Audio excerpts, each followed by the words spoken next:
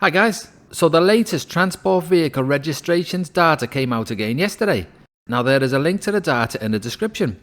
So this data is regarded as a good indicator of the health of the overall economy because more new car sales can point to improved consumer confidence, or it could mean that businesses feel confident enough to start investing in their business again.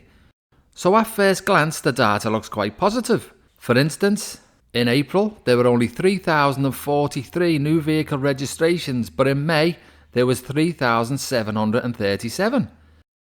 Now here's a chart showing all the new vehicle registrations since 2009. There is a lot of noise in this chart, as you can see, by all the peaks and troughs.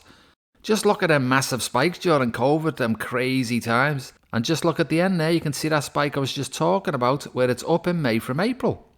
Now it's quite clear from this chart that there was a rising number of new registrations between 2008, just after the GFC, to a tipping point around 2018. This was a period of loose monetary policy where the RBNZ kept rates low to try and get the economy pumping. Artificially, I might add. Unfortunately, around 2018, this stopped working. And not a lot of people realised that just before COVID, the global economy was not doing well. In fact, insane as it is, COVID came along just at the right time to allow the central bankers a perfect excuse to once again try and pump everything up with another period of extremely loose monetary policy. But this time they went completely crazy. They over-egged the pumping, and now the world is in an incredible amount of debt and assets are extremely overpriced. The irresponsible and foolish central bankers have increased inequality to levels unseen since Dickensian times and kicked the real problems that the world is facing along the road just that little bit longer. Now this chart shows how these latest registration numbers compare to previous May results since 2008. So the current number of registrations of 3,737 is the lowest number since May 2013, ignoring the COVID affected years.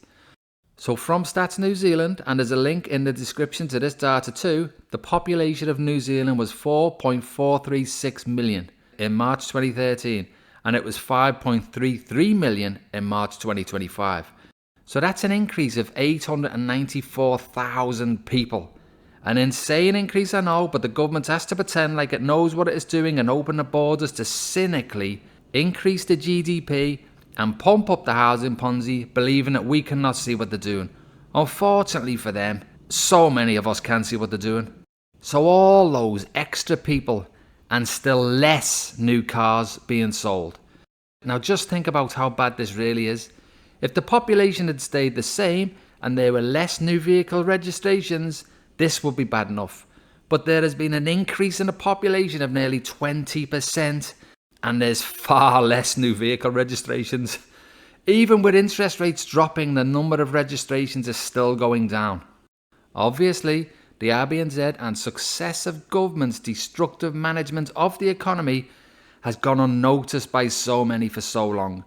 The government has focused for too long on manipulating the unproductive housing Ponzi to make the asset-owning populace happy enough to not see reality. Looking daily at their fake house prices appreciating on the real estate fudged home estimate sites, distracted the asset-owning masses more than enough and made them all feel warm and fuzzy and satisfied enough inside that they felt that they had nothing to worry about. After all, they were getting ahead of renters and young people. Unfortunately, they were blind to just how far they were getting behind the property investors though.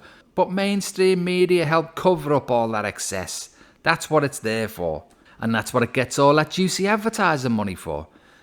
So yes guys, these numbers are not good. I'll be keeping an eye on these each month from here. It's such a shame that Adrian Orr, Jacinda and Robbo are no longer around to be able to cop some of the flack for what they've caused here. But not that Luxon and his merry men are doing any better than making things worse. Great, isn't it? You destroy the country. You make it so all the young people have to leave through sheer hopelessness because of what you did. And then you just walk away on a massive pension or into some other highly paid cushy little job. So guys, on a brighter note, please like and subscribe, and I will see you all in the next one. Cheers for that.